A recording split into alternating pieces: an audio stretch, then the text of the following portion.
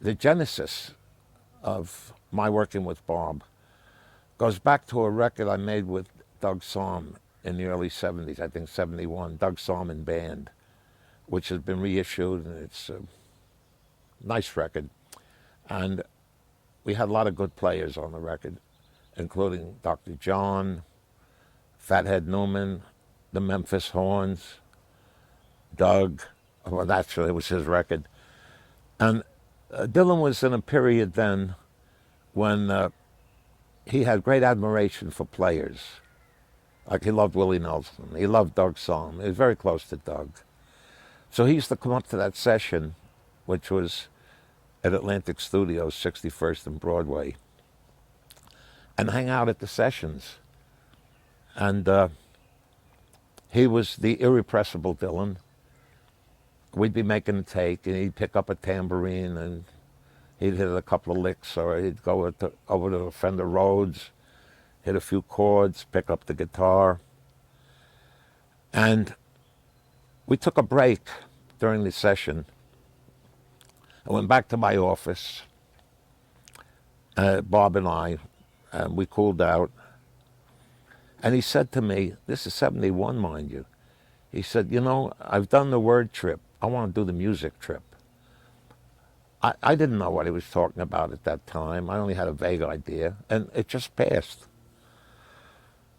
When we wrapped the session, I had a cottage on the beach at Bridgehampton at that time, and Doug Sahm and Bob came out. They had dinner. They stayed over. They jammed. They had their guitars. I got in the way with my bongos. And that was my first real meeting with Doug, because with Bob, because it was close. It was not peripheral or incidental or hello, how are you? And we bonded pretty well, I thought, right then and there. A few years later, I was doing a record with Etta James at one of the studios in L.A., Cherry, oh, I forget the name. But anyhow, I was doing a session with Etta James, and Bob walks in with a coterie of 3 or 4. And I didn't know he was coming. Of course, instantly everything stopped, and a cordon sanitaire, a holy ring, forms, and nobody dared step over it, you know. And so, of course, I stopped the session, and I welcomed Bob and his friends.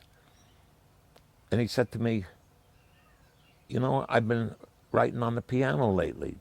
He said, I got some new things going. So we went out in the studio, and he stood at the piano and started playing some chords. I don't think there's any question that you have more latitude writing on a piano than on a guitar, because you have more opportunity for harmonic expression. You got more chords and more things you can do. That was that. Next thing came the Doug Sahm session, and his remark to me, I've done the word trip, and I want to do the music trip. Then a couple of other things happened. He called me up once and said, let's you and I produce a record on Barry Goldberg from the Electric Flag. And I'm very fond of Barry. We're very good friends. And I said, sure, you know. So we went to Muscle Shoals.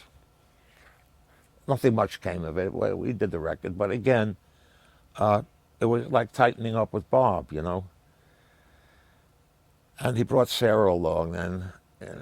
And I think the boy was like a little kid, you know, at that time. And Bob drove out. And I think he had some kind of a camper or something. He drove all the way to Muscle Shoals. We did that session. Then one day he calls me up and says, hey, I want you to do my next record.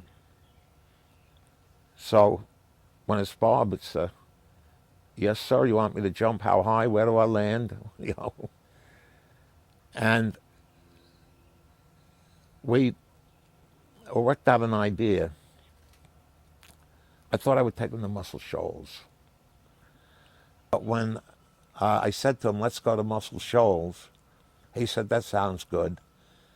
And then I said, but I don't want to use the usual Muscle Shoals compliment. I don't want this to sound like recycled Stax record or an old Wilson Pickett record. I want to change it up a little. And I would like to use Mark Knopfler of Dire Straits, use him because I would occasionally bring outside musicians in to play with the Muscle Shoals band for what I called the aesthetic rub, when some new ingredient would be added to a known setup to change the sound. So Bob, he will always surprise you. You think he's out there on cloud nine and absorbed with whatever, and he knows everything, believe me. Because when I said to him, I'd like to use Mark Knopfler of Dire Straits, Bob says to me, yeah, he said, he does me better than anybody. So I said, not that we proposed to have him sing. So he brought Mark Knopfler, and he felt comfortable having his own drummer, so we used his drummer, Pick Withers, instead of Roger Hawkins, who was my preferred drummer, almost of all time in Muscle Shoals. And we had our horn group, and Bob had his gospel group. He had a trio, 2 girls and a man. And we rehearsed, prepared in Santa Monica because he was living in Santa Monica. And we just went to a rehearsal studio. And Barry Beckett and I went out there. And the material started now to reveal itself. After a while, I said to Barry, I said, well, pal, looks like we got wall-to-wall Jesus coming. Which didn't faze me at all. I didn't care because it's Bob. If you want to do the yellow pages, yes, sir. Where do we start? You want to start with A's or C's? And so that was no problem. So we rehearsed.